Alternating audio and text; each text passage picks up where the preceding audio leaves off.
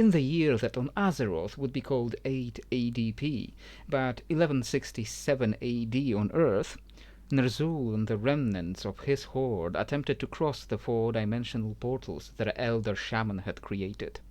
As we know, the portals would tear Draenor apart, and Ner'zhul himself would not make it to the other side. But in this timeline, in this alternate universe, his soldiers do. At least some of them. And as soon as they arrive on the Caspian steppe and realize they made it to a new, unspoiled world without their leader, they do what the Horde does best. Start killing each other until the most aggressive person around comes out on top. You wanted to hear more about Warcraft Earth, so here it is. I decided that instead of plainly explaining the metaphysics and the exposition and the interpretations of real-world elements in this Warcraftized Earth, I will show them to you like I did to my players. You will explore these elements through the story I told them, and through the story they shaped with their actions and their decisions. But before we get to their decisions, we have to set the stage a bit more, and learn how Warcraft invaded Earth. Many chieftains and other Orcish leaders attempted to fight for supremacy over the remaining Horde soldiers on Earth. Among the clans that made it through, like the Thunderlords or the Dragonmaw or small remains of the Blacktooth Grin clan, there were a few memorable leaders, but after the dust settled, one Orc came out on top. One that was a bit of an underachiever when compared to his brothers or some other chieftains. Soon, the Iron Wolf, Fenris Wolfbrother, was crowned war chief of the newly christened Red Horde, to distinguish it from the hordes that came before or the hordes of the local peoples. He didn't achieve this through pure strength, though, as he had an ally that helped him get to the top. An ally that was never loyal to a particular war chief, but loyal to the idea of the Horde, and his name was Teron Gorefiend.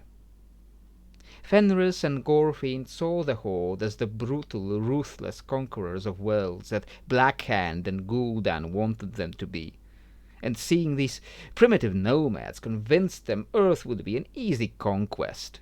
They immediately began a campaign across the steppes, conquering the few local tribes nearby and impressing their capable warriors into their own armies.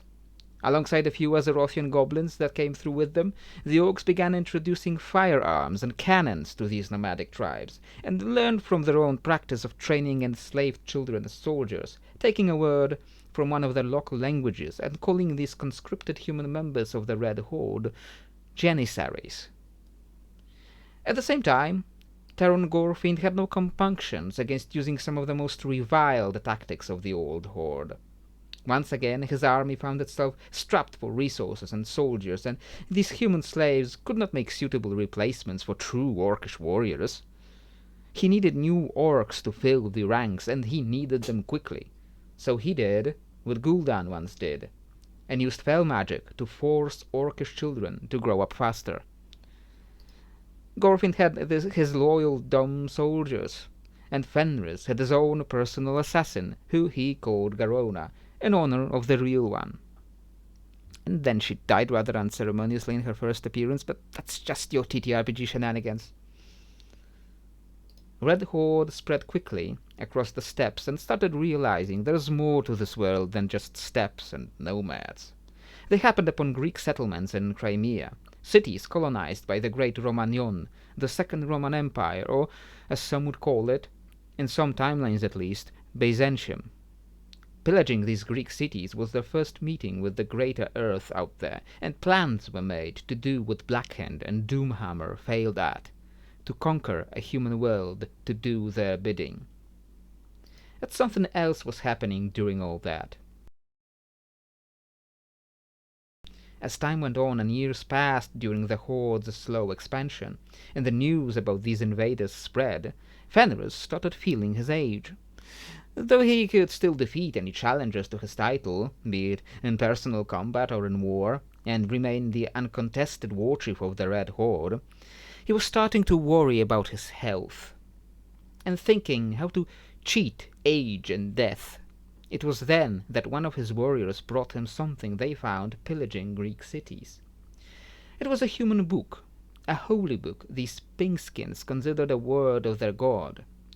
Fenris wanted to learn more about his enemies, but what he found inside was instead an answer to his problems. Immortality.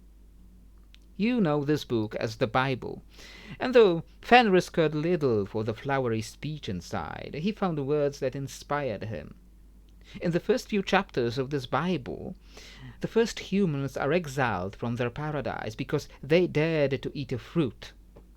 For God doth know that in the day ye eat thereof, then your eyes shall be opened, and ye shall be as gods, knowing good and evil. And he read on, and it turned out that the serpent was right. Adam and Eve did not die, as their God told them they would, but instead learned divine knowledge. The man is become as one of us, to know good and evil, and now lest he put forth his hand, and take also of the tree of life, and eat, and live forever. There are two magical trees somewhere on earth, with magical fruits, Fenris realized, that if he ate them, he would become immortal. He would become like God. He had found solution to his problem.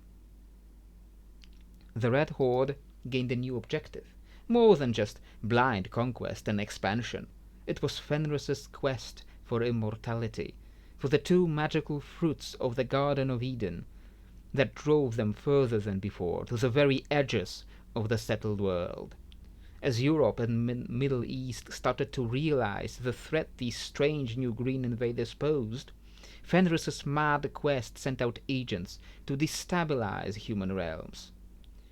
Earth's native warlocks, servants of the local demon lord Lucifer, sought him out and decided that together they would topple the world of man, and throw down the order God imposed on this planet. Whatever this uncreatively named deity really was, it possessed true power, and one Fenris wanted a piece of. It was around this time that someone else arrived on the scene. After a very long story that saw a man from England, Earth, called William the Beaumont, adventure briefly on Azeroth, he returned from a bad, fallen future to the year 1182 AD, alongside the legendary wizard Merlin. The Earth of their old timeline was different, far less magical, and also there was no orcish invasion. So when Merlin saw this new disturbance to the timeline, he decided that he had to do something to stop not only the Red Horde's threat, but also Fenris's quest for immortality. He could not do it alone, so he organized a group of adventurers. The first recruit was William, though he originally was called the Beaumont. In the year 1182 he should be a 10-year-old bastard child of Earl Valeran the Beaumont, so he had to change his name to William de Gariori. He was recruited by the Tower of Crusha from Azeroth and adventured with them for a while, before the changes in the timeline convinced him to return to Earth, to change it for the better.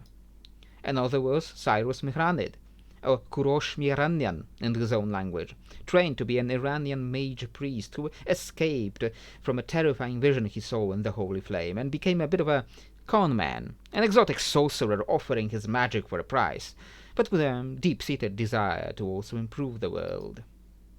There was also Elis Nejair, an elven skald with a long history of abandoning her people in their ancient fortress of Thule to join the human Norse raiders who came to conquer it. There was also Koshal Polevik, a gnome descended from the Polevik nature spirits of Pomeranian Poland, a hedge wizard blessing people's fields around Shanuf. There was Morticus, a young shapeshifter from the far north of Norway, who communicated with the nature spirits of those distant lands to learn druidic magic, forgotten since the conversion of the Celts. And last but not least, Maharani, a Naga mantric who traveled all this way to hope to make a difference for the Naga, and try to help them reintegrate with the human world, instead of simmering in their hatred and longing for a past era when they ruled much of Earth. Merlin gathered them together and took them to the ruins of Camelot. now inhabited by ghosts and skeletons of its past, the undead Mordred still clinging to his throne on the Siege Perilous. These new knights of the Round Table, taken from all countries, races, and religious origins, fought Mordred and his undead knights, and liberated Camelot, to take it as their residence. Once King Arthur was avenged at last, these new heroes and the Yoruba cook Adewale began the hard work of rebuilding the old castle, and then setting out to stop Fenris Wolf-Brother, Taron Gorfind, and the Red Horde. But this is just the beginning of their journey for both heroes and villains of Warcraft Earth. Soon they will learn a lot about the myths and stories of Earth's ancient world, the forbidden fruits, and how the Christian God fits into the cosmic landscape of Warcraft, and met some mythical characters themselves, unlikely allies on their path to save the Earth. If you want to learn more about the story, stay tuned, and remember to like and subscribe, and comment below. And if the stars align, I will see you next time.